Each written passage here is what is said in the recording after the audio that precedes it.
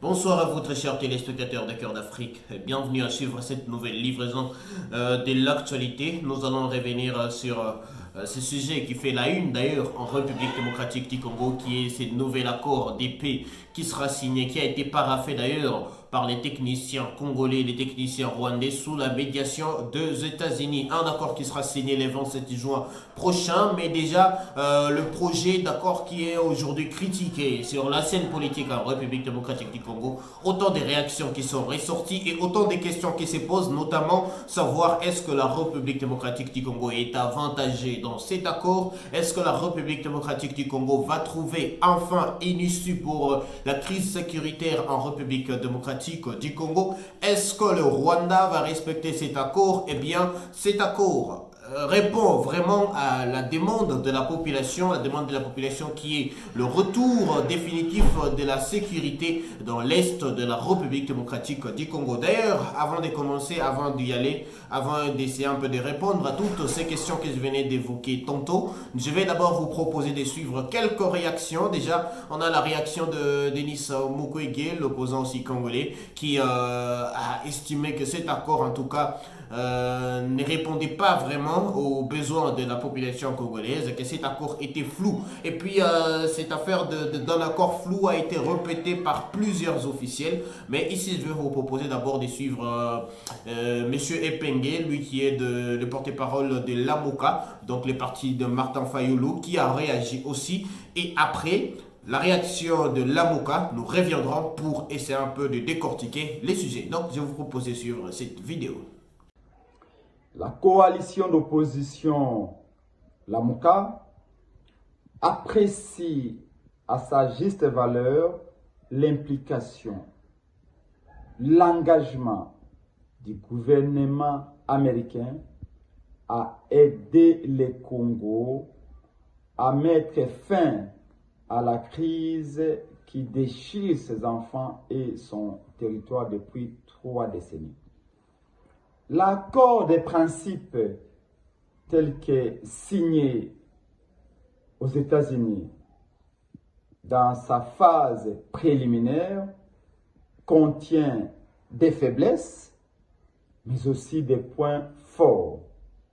Parmi les points forts que nous apprécions, c'est notamment l'obligation faite au Rwanda de retirer du sol congolais son armée, mais aussi l'obligation faite au Rwanda de reconnaître la souveraineté du Congo acquise depuis 1960 par la lutte acharnée de Patrice Emery Lumumba et ses compagnons. Sans oublier les points qui nous tiennent à cœur, nous de la coalition La MOCA, ADD Congo et le président Martin Fayulu, y compris notre peuple, c'est l'imposition de la fin des hostilités. Pour la coalition La MOCA, les enfants du Nord Kivu, du Sud Kivu et de l'Ituri doivent retrouver la paix immédiatement. La guerre doit cesser sans délai. Mais il y a également la nécessité de la coopération économique entre le Congo et les pays de la sous-région, la cogestion des richesses transfrontalières avec les pays voisins. Ça, nous jugeons acceptable. Mais là où les bas blessent, ce qui énerve l'ensemble de notre peuple, c'est que cet accord, dans bien des points, ne perçoit le Congo que comme un gigantesque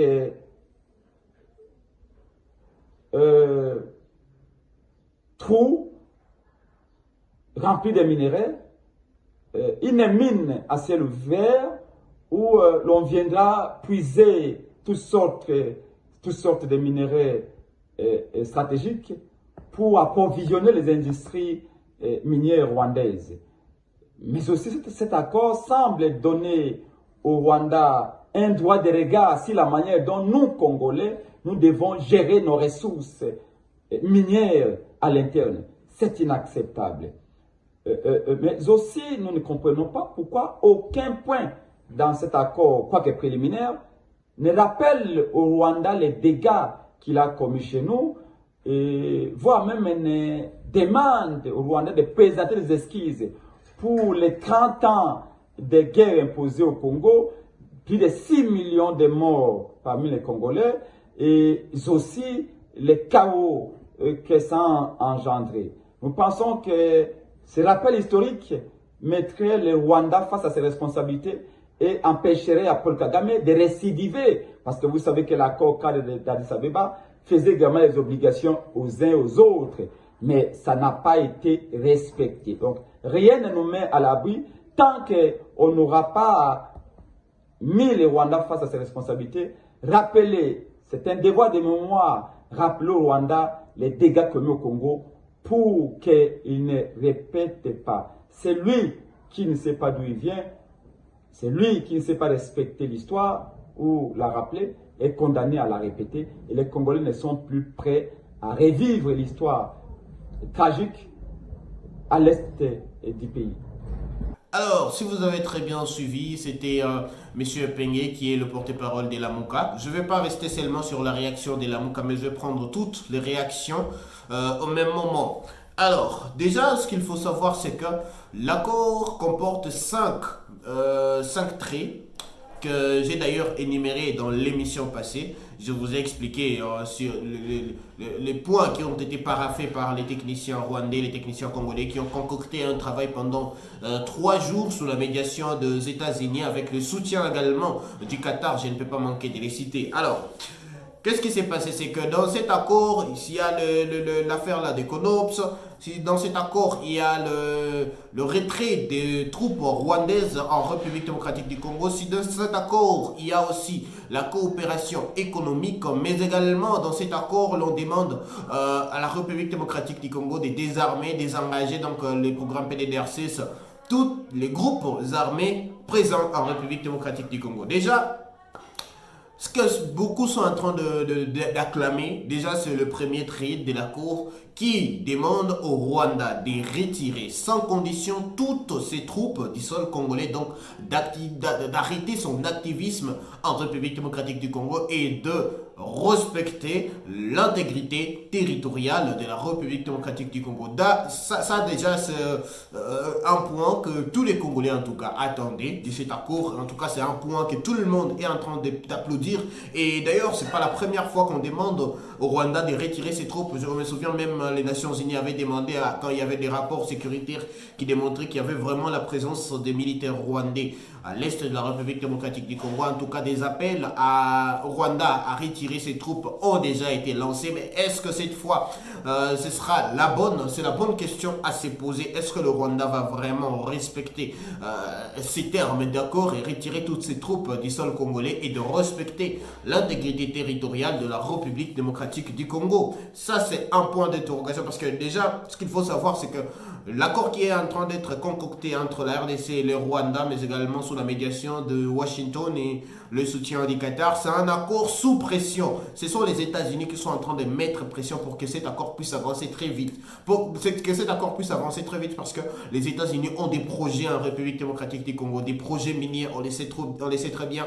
Les États-Unis qui veulent installer leurs entreprises en République démocratique du Congo. Et voilà pourquoi cette pression, nous l'avons sentie. Quand l'affaire du 15 juin est passée, eh bien, nous avons vu comment les États-Unis se sont réactivés pour faire les choses très très vite. Et voilà qu'il y a quelque chose qui est en train d'avancer. C'est que déjà, aujourd'hui, à la date d'aujourd'hui, on nous a sorti déjà une date du 27 juin, une date qui va définir en tout cas tout ce que nous devrions savoir par rapport à cet accord. Mais également, au-delà de retrait des troupes rwandaises de la République démocratique du Congo, eh bien, l'accord demande à ce que le Rwanda puisse aussi restituer toutes les parties sous son occupation actuellement en République démocratique du Congo. Et là, on fait allusion directement aux M23 qui sont présents dans la partie est de la République démocratique du Congo avec quelques villes qui sont prises aujourd'hui et quelques localités dans les provinces du Nord Kivu et du Sud Kivu. Déjà, l'accord demande à ce que le Rwanda puisse retirer ses troupes, mais également que le Rwanda puisse restituer toutes les parties aujourd'hui sur son occupation. Alors ça, ce sera un point qui sera un peu difficile parce que ce point aura une réponse. Et la réponse est prévue dans la Cour. La réponse, c'est que la République démocratique du Congo puisse désarmer et désengager et réinsérer toutes, tous les groupes armés, voilà, tous les groupes armés qui sont aujourd'hui en activité, qui ne sont pas étatiques, voilà les termes. Tous les groupes armés qui ne sont pas étatiques, eh bien, l'accord demande à ce que la République démocratique du Congo puisse les désarmer et les désengager. Donc, avec le programme PDDRC, si vous le savez très bien, en tout cas, programme de désarmement, désengagement, réinsertion sociale, tout ce qui va avec. Voilà. Donc, le Rwanda demande à ce que tous les groupes armés qui sont non étatiques puissent être désengagés et désarmés. Pourquoi? Parce que les Rwandais estiment que c'est avec les désarmements et les désengagements que les FDLR seront aussi désarmés, parce que les FDLR sont je le rappelle très bien, ce sont des rebelles rwandais que, selon les Rwandais, sont en train de chercher ici en République démocratique du Congo. Et puis le Rwanda a demandé à ce que l'affaire qui avait été signée en 2024, le 25 décembre, si je ne me trompe pas,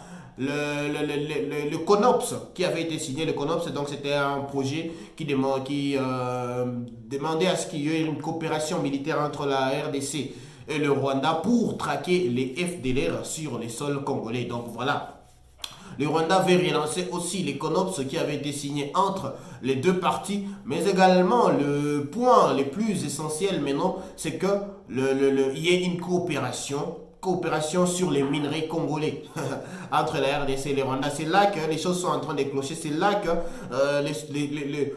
beaucoup de gens qui sont en train de réagir sont en train de dire que voilà, le Rwanda a plus à gagner dans cet accord que la République démocratique du Congo. Pourtant, on a vu que le Rwanda n'avait pas l'intention de signer cet accord, que le Rwanda était en train d'éviter de signer cet accord. Mais selon en tout cas beaucoup d'analystes, ils pensent que le Rwanda a beaucoup plus à gagner que la République démocratique du Congo, et c'est ce qui d'ailleurs rend beaucoup d'opposants réticents aujourd'hui. Et beaucoup sont en train d'estimer que c'est un accord qui s'avère être flou, un accord qui ne démontre pas vraiment ses vraies intentions. Mais d'ailleurs, nous allons suivre la situation de très très près. Vous avez suivi la réaction du parti de Martin Fayulu, donc la coalition de Martin Fayulu. Vous avez très bien suivi aussi la réaction du docteur Denis Mukwege, lui qui aussi a rejeté cet accord, disant que cet accord n'était pas vraiment clair et que la République démocratique du Congo avait beaucoup à perdre dans cet accord. Et beaucoup de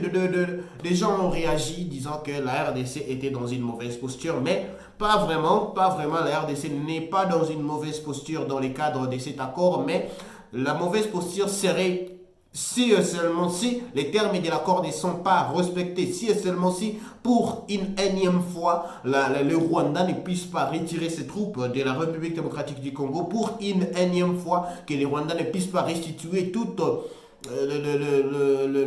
les parties aujourd'hui sous son occupation en République démocratique du Congo. Donc voilà, merci à vous de continuer à nous suivre sur Cœur d'Afrique. Merci de continuer à nous soutenir. Abonnez-vous et activez la cloche de notification. Écrivez-nous et puis commentez aussi la vidéo. Likez la vidéo pour ne jamais manquer nos actualités. On se retrouve tout à l'heure pour un nouveau sujet d'actualité. Ne quittez pas, mais prenez bien soin de vous. Nous sommes arrivés à la fin de cette édition. Merci à vous de nous avoir suivis jusqu'ici. Si vous avez apprécié ces contenus, n'oubliez pas de vous abonner à notre chaîne, d'activer la cloche de notification pour ne rien manquer de nos prochaines vidéos. Likez et partagez cette vidéo. Pour toute question, préoccupation ou soutien de la chaîne, n'hésitez pas à nous contacter sur les plus 243 99 48 74 161. On se retrouve très prochainement. À bientôt.